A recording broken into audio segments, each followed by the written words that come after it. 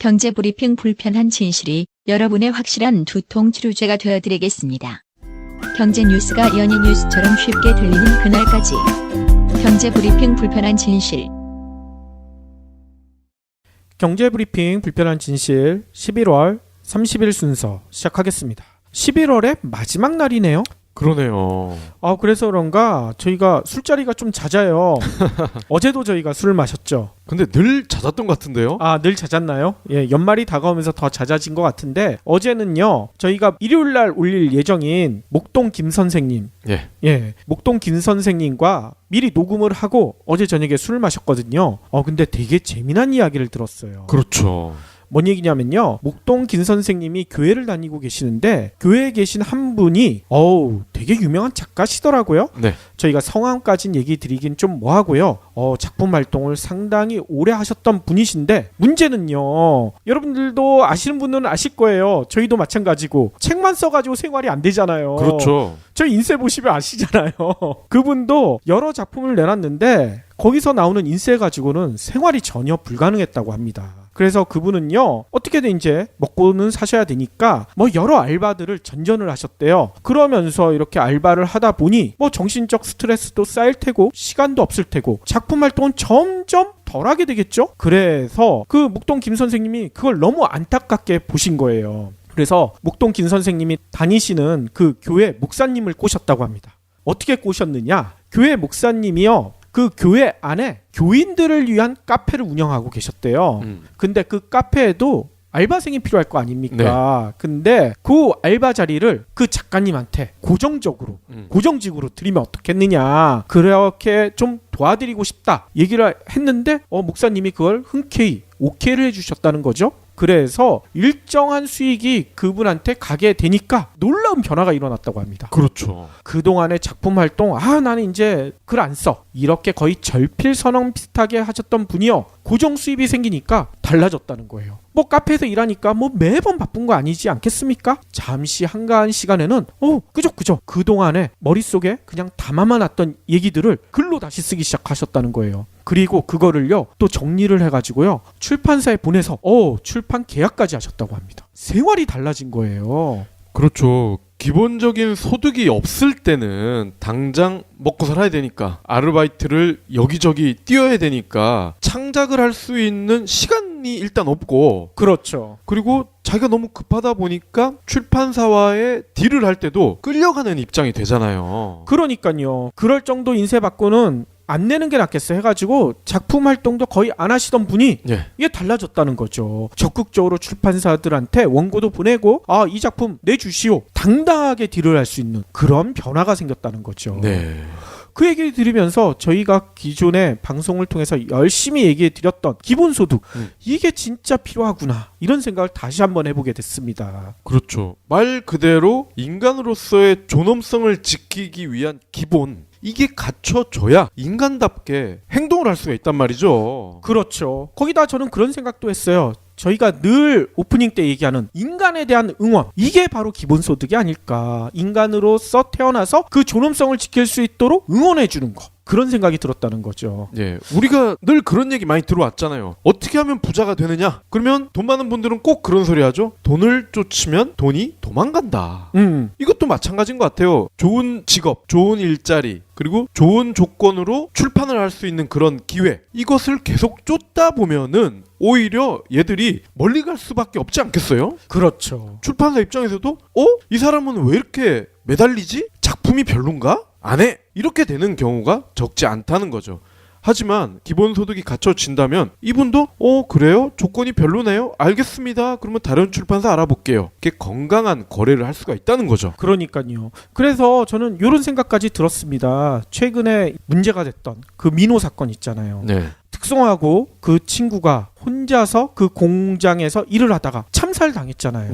그런 일들도 이런 기본소득이 있다면 과연 벌어졌을까? 이런 생각을 다시 한번 해보게 됐고요. 그래서 저희가 아직까지 우리 사회에 기본소득이 들어오지 않았기 때문에 열심히 응원해야 될 곳이 있죠. 그렇죠. 공익은 공공의 이익이란 뜻이죠. 그렇다면 공익의 반대말은 뭘까요? 공익의 반대말은 사익이 아닙니다. 공익의 반대말은 바로 무관심입니다. 부정, 비리, 유착 등 공익을 해치는 것들에 대한 무관심, 그리고 공익 제보자들에 대한 무관심이 공익의 반대말입니다. 무관심 속에 공익을 잃지 않도록 아름다운 재단은 공익 제보자들을 지키기 위한 캠페인을 진행하고 있습니다. 어쩌다 슈퍼맨 캠페인에 많은 분들이 함께 동참해주세요. 뭐 또 한 번 반복하지만 저희는 벌써 동참했고요. 저희 많은 애청자분들도 동참하셨고요. 아직까지 못하신 분들은 연말 전에 동참해 주실 예정이시죠? 그렇죠. 아직 한 달이나 남았죠. 그러면 오늘 꼭 챙겨야 할 경제 브리핑. 한국은행이 오늘 6년 5개월 만에 기준금리를 0.25%포인트 올렸어요. 드디어 올렸군요. 저희도 맨날 동결됐다 하면서 이 감각이 무뎌졌는데 6년 5개월 만이라고 하네요.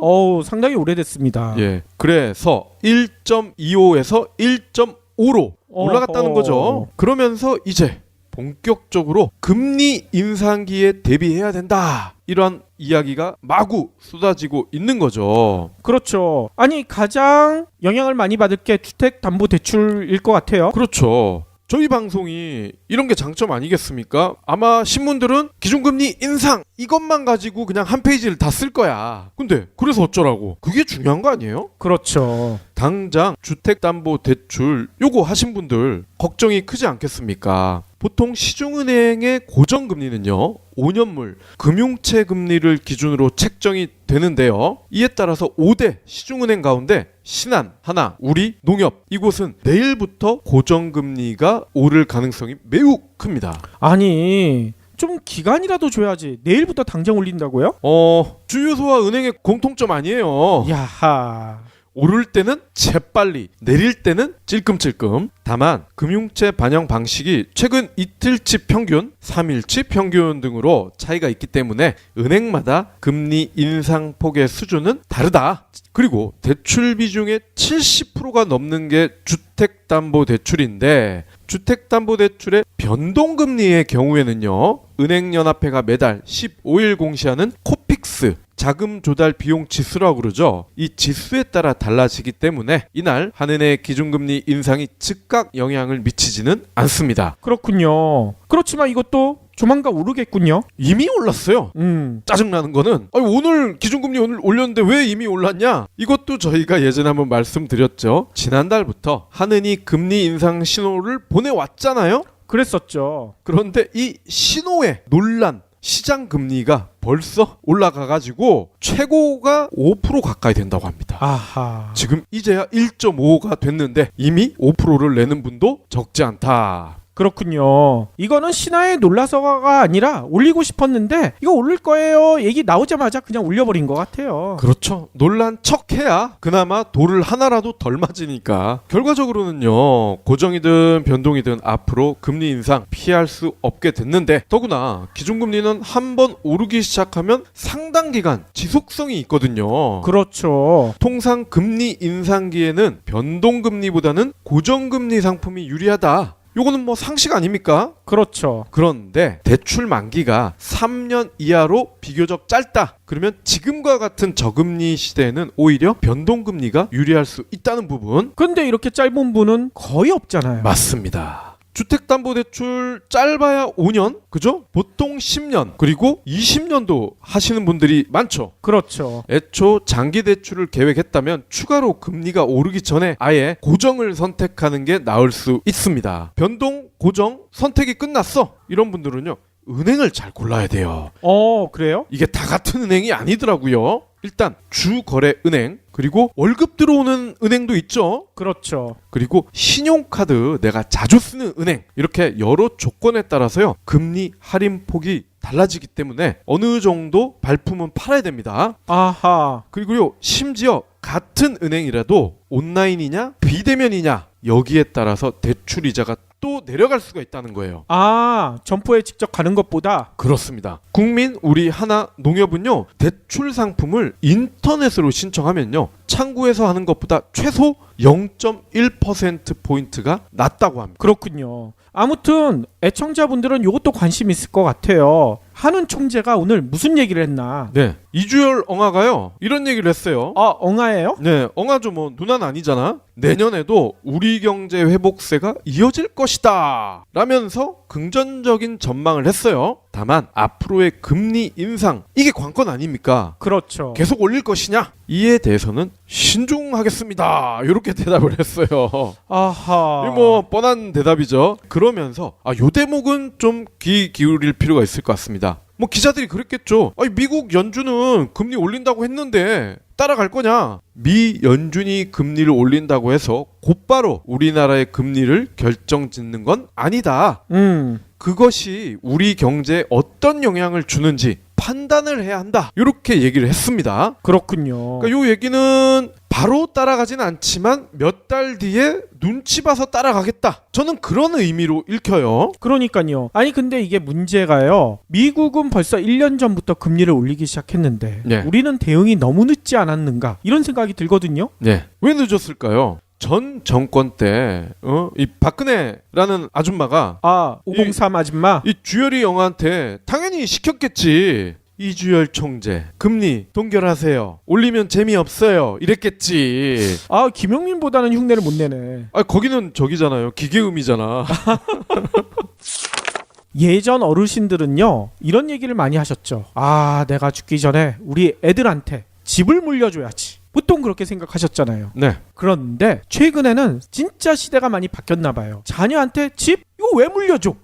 이러신 어르신들이 점점 늘어나고 있다고 합니다. 그럴 수밖에 없는 게 100세 시대잖아요. 그러니까요. 아무래도 그런 것 같아요. 이 내용은요. 주택금융공사가 주택연금 수요 실태 조사 뭐 이런 걸 해가지고 발표를 했는데 거기에 들어있다고 합니다. 이번 조사는요. 6월 29일부터 8월 18일까지 주택을 가지고 계신 55세에서 84세 3천 가구와 주택연금을 받는 1200가구를 대상으로 물어봤다는 거죠. 그런데 60세 이상 2700가구 중 27.5%는요. 자신의 집을 왜 물려줘? 물려주지 않겠다. 이렇게 대답했다는 거예요. 보유주택 이렇게 물려주지 않겠다고 밝힌 비중은요. 2015년에는 24.3%, 2016년에는 25.2%, 근데 올해는 27.5%. 갈수록 늘어나고 있다는 얘기인 거죠. 네. 역대 최고치라고 합니다. 그런데 문제는요. 모두 물려주겠다는 분도 아직까지는요. 절반에 육박하고 있다고 해요. 뿐만 아니라 일부라도 물려주겠다. 이런 응답도 21.8%. 아직까지도 자녀에 대한 사랑이 깊으신 분들인가 봐요. 네. 또 예비 노년 가구로 표현한 55세에서 59세 가구한테 물어봤었을 때는요. 물려주지 않겠다 비중이요. 2016년에는 39.1%였는데 올해는 44.7%. 더 높다고 합니다. 그러면 40대 후반에서 50대 초반인 분들 같은 경우는 거의 70에서 80%는 나올 것 같아요. 그러니까 박 PD도 집 물려주시겠어요? 문제는 집이 없잖아. 없는디? 그러니까 저도 집이 없어서 아예 여기에 해당이 안 되죠. 전세금을 물려줘야 되나? 그리고요 이런 것도 물어봤대요. 집을 물려주지 않고 주택연금을 활용하겠느냐 이런 것도 물어봤더니만요. 60세 이상 가구에서는요 17.7%가 이거 이용하겠다 이렇게 대답을 했다는 거예요. 네. 근데 이는 지난해 조사보다 3.1%포인트가 높아진 숫자라고 합니다. 이렇게 주택연금 활용하겠다는 것은 이것도 물려주지 않겠다 여기에 포함되는 얘기 아니겠어요? 네.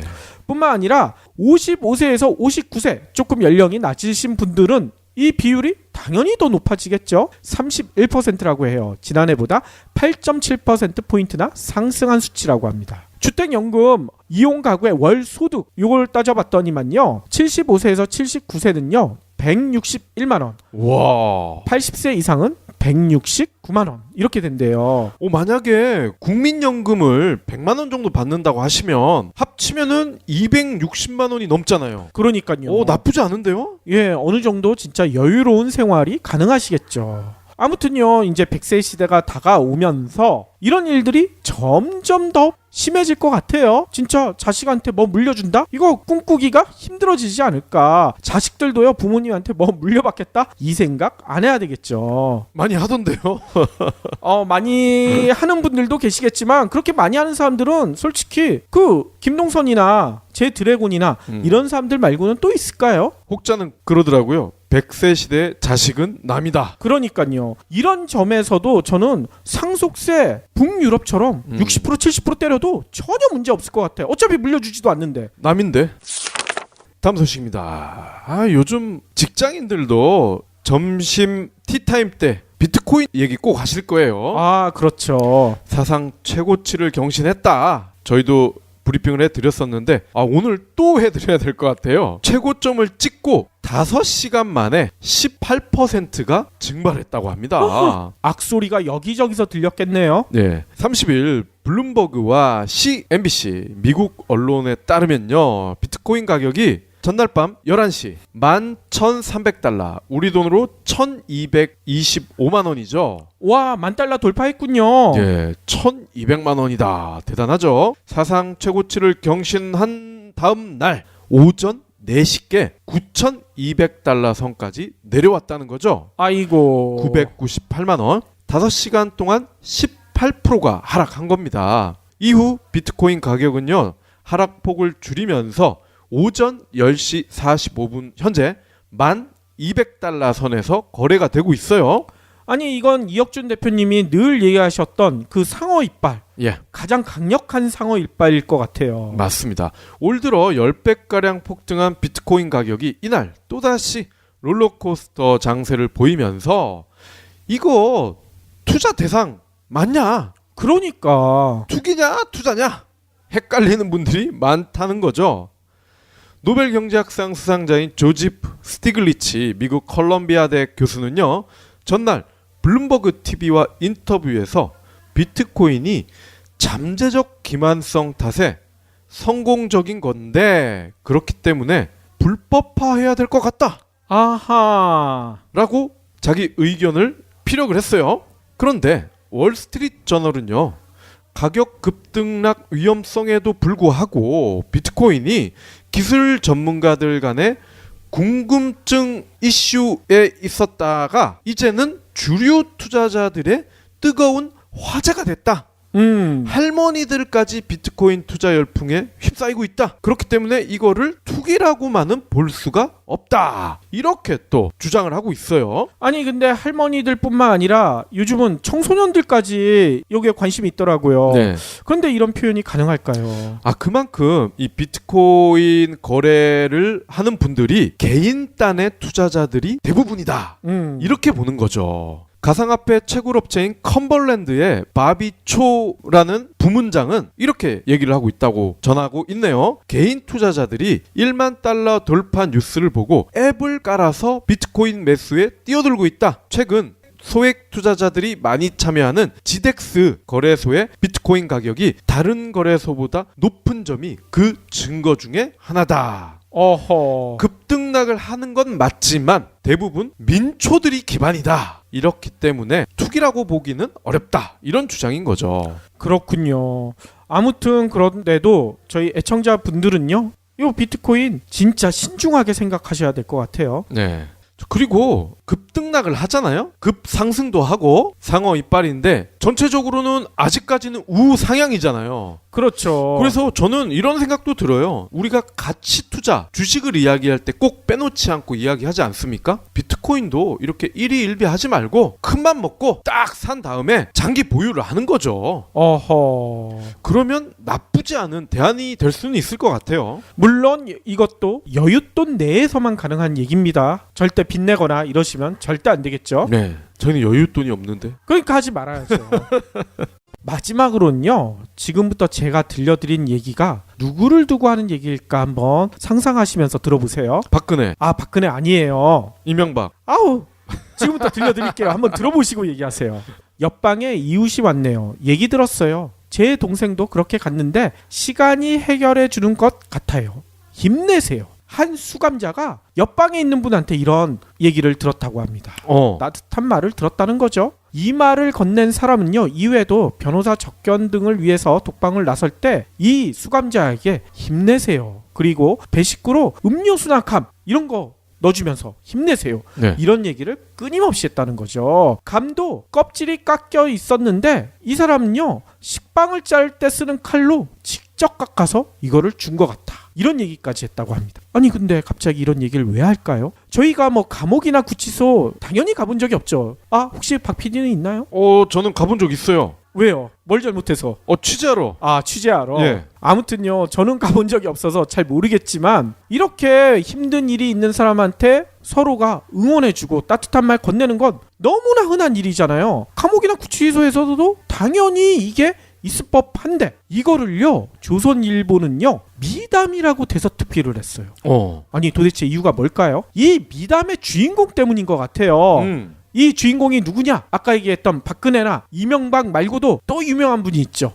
제 드래곤이라고. 어허. 조선일보는요 변호사법 위반 혐의로 기소돼서 징역 1년형을 선고받고 수감 중이던 A씨가요 지난달 18일 어머니가 스스로 목숨을 끊었다는 소식을 듣고 슬픔에 빠져 있는데 이 소식을 옆에 있던 제 드래곤이 들었다는 거야. 듣고 이렇게 따뜻한 위로의 말을 건넸다. 이거를 기사화를 시켰어요. 그것도 단독 타이틀까지 걸고. 어떻게 알았지? 그러니까요. 더 웃긴 이야기도 있습니다. 이 얘기를 해준 그 사람은요 조선일보 기자에게 이런 얘기를 털어놨대요. 뭐 조선일보의 일방적인 주장이지만 이런 얘기를 했다고 합니다. 남의 아픔을 보고 걱정해 주는데 진심이 느껴졌다. 최근 재벌 3세 폭행 사건이 터졌는데 모두들 재벌 집안 사람들은 괴물이라고 생각하는 것 같아서 안타깝다. 이 사건을 보면서 이 부회장처럼 그렇지 않은 사람도 있다는 생각이 들어 이야기를 했다고 조선일보는 주장을 하는 거예요.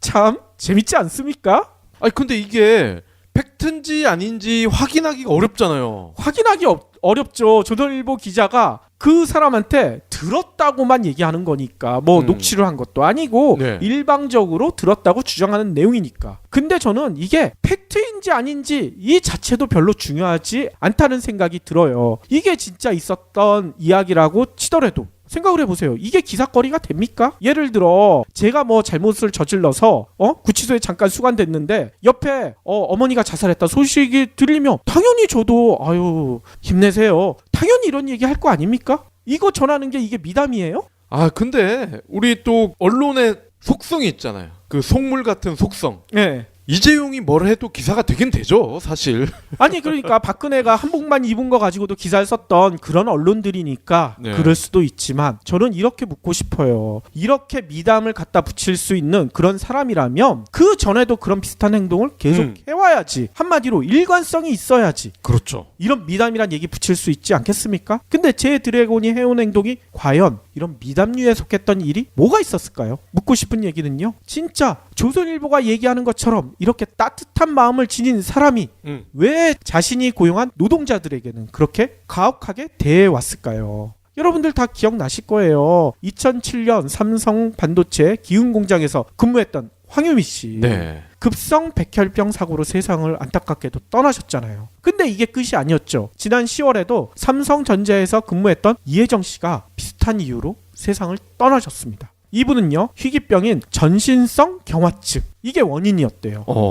그래서 반도체 노동자 인권 지킴이인 반올림이 밝힌 바에 따르면요 지난 10년간 삼성 직업병 피해 제보자가요 무려 320명에 달한대요. 근데 이 중에 돌아가신 분이 몇 명 되는 줄 아세요? 118명. 와. 삼성 반도체와 LCD에서만 80명 돌아가셨다는 거죠. 그런데 그 수감소의 옆방에 있는 그 사람에게 이렇게 따뜻한 위로의 말을 전하는 제 드래곤은 왜 이렇게 118명 그리고 전체는 320명의 이 노동자들에게는 왜 따뜻한 말 그리고 가장 중요한 산재 인정 이걸 왜 거부해 왔을까요? 그때는 감옥에 없었으니까. 아 감옥이 없었으니까. 그러니까 제 드래곤이 감옥에 가니까 갑자기 개과천선한 걸까요?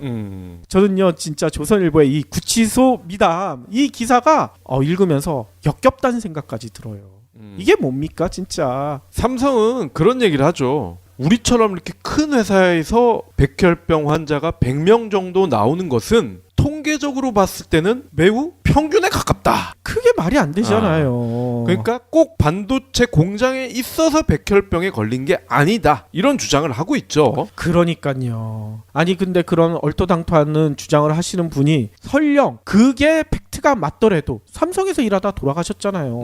그러면 따뜻한 위로의 말, 진짜 구치소에서 바로 옆방에 있는 사람한테 따뜻한 말을 하면서 왜 여기 와가지고 그런 얘기 한마디 했다는 얘기를 볼 수가 없을까요? 야구처럼만 했으면 좋겠어요. 삼성 라이온즈 보면은 대대로 삼성 출신의 레전드 선수들을 감독으로 쓰잖아. 그렇죠. 김한수가 끝나면 이승엽이 할 것 같은데 이렇게 좀 챙겨주라고. 그러니까요. 근데 그렇게 챙겨주는 거는 유명한 야구 선수니까 챙겨주겠죠. 삼성에서 2군이나 연습생으로 있는 선수들 챙겨주고 있는지 이것도 의심스러워요. 네. 이런 노동자들 대하듯이 똑같이 대하지 않을까. 그런데 자기 옆에 있는 구치소에 있는 그 사람은 따뜻한 말을 해줬다. 아, 참 세상이 재밌습니다.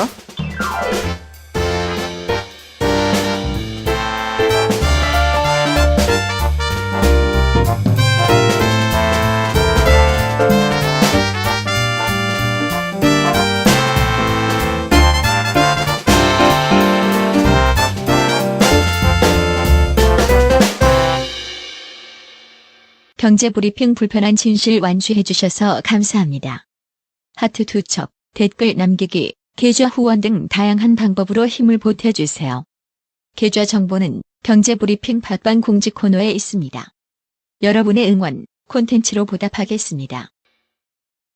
좀 도와드리고 싶다 얘기를 했는데 목사님이 그걸 흔쾌히 오케이를 해주셨다는 거죠. 그래서 일정한 수익이 그분한테 가게 되니까 놀라운 변화가 일어났다고 합니다. 그렇죠. 그동안의 작품 활동 나는 이제 글 안 써 이렇게 거의 절필선언 비슷하게 하셨던 분이요, 고정 수입이 생기니까 달라졌다는 거예요. 뭐 카페에서 일하니까 뭐 매번 바쁜 거 아니지 않겠습니까? 잠시 한가한 시간에는 그죠 그동안에 머릿속에 그냥 담아만 놨던 얘기들을 글로 다시 쓰기 시작하셨다는 거예요. 그리고 그거를요 또 정리를 해가지고요 출판사에 보내서 출판 계약까지 하셨다고 합니다. 생활이 달라진 거예요. 그렇죠. 기본적인 소득이 없을 때는 당장 먹고 살아야 되니까 아르바이트를 여기저기 뛰어야 되니까 창작을 할 수 있는 시간이 일단 없고, 그렇죠. 그리고 자기가 너무 급하다 보니까 출판사와의 딜을 할 때도 끌려가는 입장이 되잖아요. 그러니까요. 그럴 정도 인쇄 받고는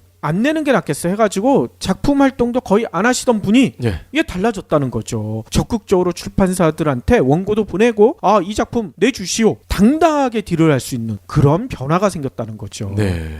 그 얘기를 들으면서 저희가 기존에 방송을 통해서 열심히 얘기해 드렸던 기본소득 이게 진짜 필요하구나 이런 생각을 다시 한번 해보게 됐습니다. 그렇죠. 말 그대로 인간으로서의 존엄성을 지키기 위한 기본, 이게 갖춰져야 인간답게 행동을 할 수가 있단 말이죠. 그렇죠. 거기다 저는 그런 생각도 했어요. 저희가 늘 오프닝 때 얘기하는 인간에 대한 응원, 이게 바로 기본소득이 아닐까. 인간으로서 태어나서 그 존엄성을 지킬 수 있도록 응원해 주는 거, 그런 생각이 들었다는 거죠. 예, 우리가 늘 그런 얘기 많이 들어왔잖아요. 어떻게 하면 부자가 되느냐? 그러면 돈 많은 분들은 꼭 그런 소리 하죠. 돈을 쫓으면 돈이 도망간다.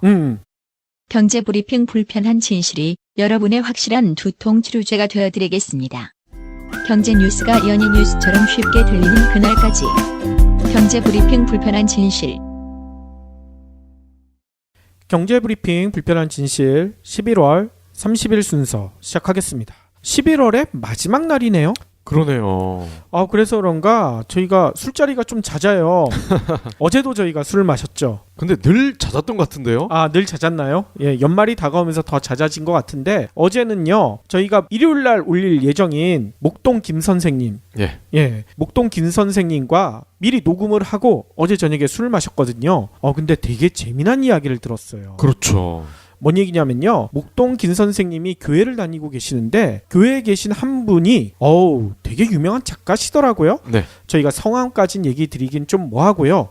작품 활동을 상당히 오래 하셨던 분이신데 문제는요, 여러분들도 아시는 분은 아실 거예요. 저희도 마찬가지고 책만 써가지고 생활이 안 되잖아요. 그렇죠. 저희 인쇄 보시면 아시잖아요.